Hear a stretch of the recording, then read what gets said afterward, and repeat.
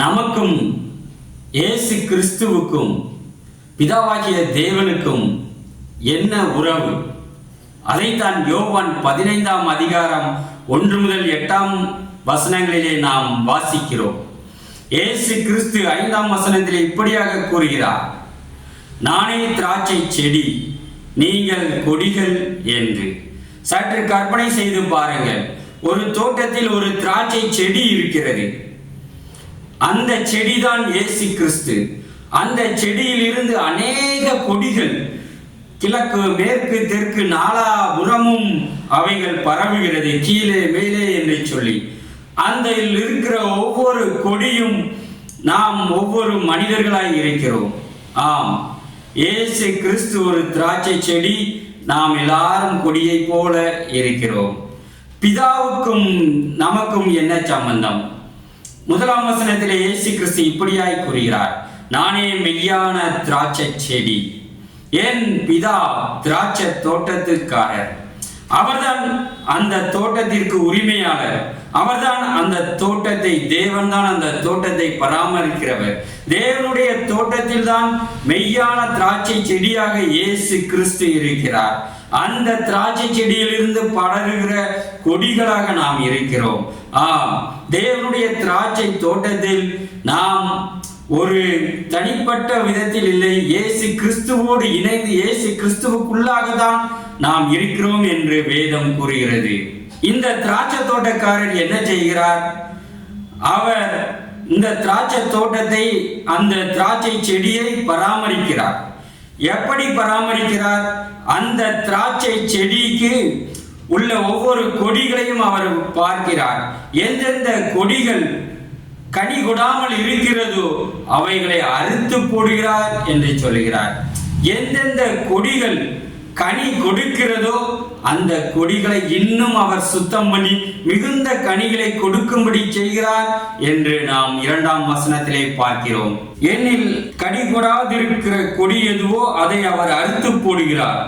கனி கொடுக்கிற கொடி எதுவோ அது அதிக கனிகளை கொடுக்கும்படி அதை சுத்தம் பண்ணுகிறார் என்று சொல்லுகிறார். அப்படி என்றால் இது நம்முடைய வாழ்க்கையில் எப்படி செயல்படுகிறது? அதைத்தான் 3ஆம் வசனத்தில் இப்படியாக கூறுகிறார், நான் உங்களுக்கு சொன்ன உபதேசத்தினாலே நீங்கள் இப்பொழுதே சுத்தமாய் இருக்கிறீர்கள் என்று. இயேசு கிறிஸ்துவின் உபதேசங்கள், தேவாதி தேவன் வேத வசனங்கள் மூலம் நமக்கு கொடுத்த கட்டளைகள், உபதேசங்கள். இந்த உபதேசங்களை நாம் கேட்க கேட்க, வாசிக்க வாசிக்க, நாம் தியானிக்க தியானிக்க, பெற்றுக்கொள்ள நம்மளுடைய இருதயம், ஆத்மா சுத்தமாகி கொண்டே இருக்கிறது. அதன் மூலம் நாம் கனியற்ற அந்தகார கிரியைகளை விட்டு விலகி தேவாதி தேவனுக்கு பிரியமுள்ள அருமையான தேவன் விரும்புகிற கனிகளை நாம் கொடுக்கிறோம். அதைத்தான் இந்த வேத பகுதியில் கூட நாம் வாசிக்கிறோம். 5ஆம் வசனத்திலே வாசிக்கிறோம், நானே திராட்சை செடி, நீங்கள் கொடிகள். ஒருவன் என்னிலும் நான் அவனிலும் நிலைத்திருந்தால் அவன் மிகுந்த கனிகளை கொடுப்பான். என்னை அல்லாமல் உங்களால் ஒன்றும் செய்யக்கூடாது.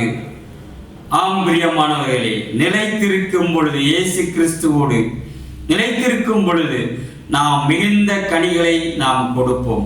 ஒருவேளை நாம் இயேசு கிறிஸ்துவோடு நிலைத்திராவிட்டால் என்ன சம்பவிக்கிறது? முந்தின வசனம் 4ஆம் வசனத்திலே இப்படியாக அதை குறித்து நாம் வாசிக்கிறோம், என்னில் நிலைத்திருங்கள், நானும் உங்களில் நிலைத்திருப்பேன். கொடியானது திராட்சை செடியில் நிலைத்திராவிட்டால் அது தானாய் கனி கொடுக்க மாட்டாதது போல நீங்களும் என்னில் நிலைத்திராவிட்டால் கனி கொடுக்க மாட்டீர்கள். 6ஆம் வசனத்தில் இப்படியாக வாசிக்கிறோம், ஒருவன் என்னில் நிலைத்திராவிட்டால் வெளியே எரியுண்ட கொடியை போல அவன் எரியுண்டு உலர்ந்து போவான். அப்படிப்பட்டவைகளை சேர்த்து அக்கினியிலே போடுகிறார்கள், அவைகள் எரிந்து போம் என்று வாசிக்கிறோம். பிரியமானவர்களே, இயேசு கிறிஸ்துவோடு அவருடைய உபதேசத்திலே நாம் நிலைத்திராவிட்டால் நாம் வெளியே எரிந்து போடப்படுவோம். தேவ சமூகத்தை விட்டு நாம் வெளியே எரிந்து போடப்படுவோம். அப்பொழுது நமக்கு ஆக்கினை, நரக ஆக்கினை எரிகிற நரக ஆக்கினை தான் நமக்கு கிடைக்கும். ஒருவேளை நாம் அதிக கனிகளை நாம் கொடுக்கும் பொழுது பிதா நம்மில் மகிமைப்படுவார் என்று 8ஆம் வசனத்திலே நாம் வாசிக்கிறோம். ஆம் பிரியமானவர்களே, நமக்கும் தேவனுக்கும் இயேசு கிறிஸ்துவுக்கும் உள்ள உறவை எவ்வளவு அழகாக இந்த வேத வசனம் நமக்கு சுட்டி காண்பிக்கிறது. திராட்சை செடி கொடியை வைத்து. ஆகவே நீங்கள் இப்படியாக உங்களை கற்பனை செய்து கொள்ளுங்கள். நீங்கள் தேவனுடைய திராட்சை தோட்டத்தில் தான் இருக்கிறீர்களா? அடுத்ததாக இயேசு கிறிஸ்து என்னும் திராட்சை செடியோடு, மெய்யான திராட்சை செடியோடு நீங்கள் இணைந்திருக்கிறீர்களா? இல்லாவிட்டால் வேறு ஏதோ போலியான ஒரு திராட்சை செடியோடு நீங்கள் இணைந்திருக்கிறீர்களா? இயேசு கிறிஸ்துவால் அன்றி, இயேசு கிறிஸ்துவின் உபதேசத்தால் அன்றி உங்களால் ஒரு நன்மையும் செய்ய முடியாது, எந்த கனியையும் நீங்கள் கொடுக்க முடியாது என்று வேதம் கூறுகிறது. நீங்கள் மிகுந்த கனிகளை நீங்கள் கொடுக்கிறீர்களா? அதற்கு இயேசு கிறிஸ்துவினுடைய உபதேசங்கள் உங்களுக்கு தினந்தோறும் தேவைப்படுகிறது, அதிகமாய் தேவைப்படுகிறது.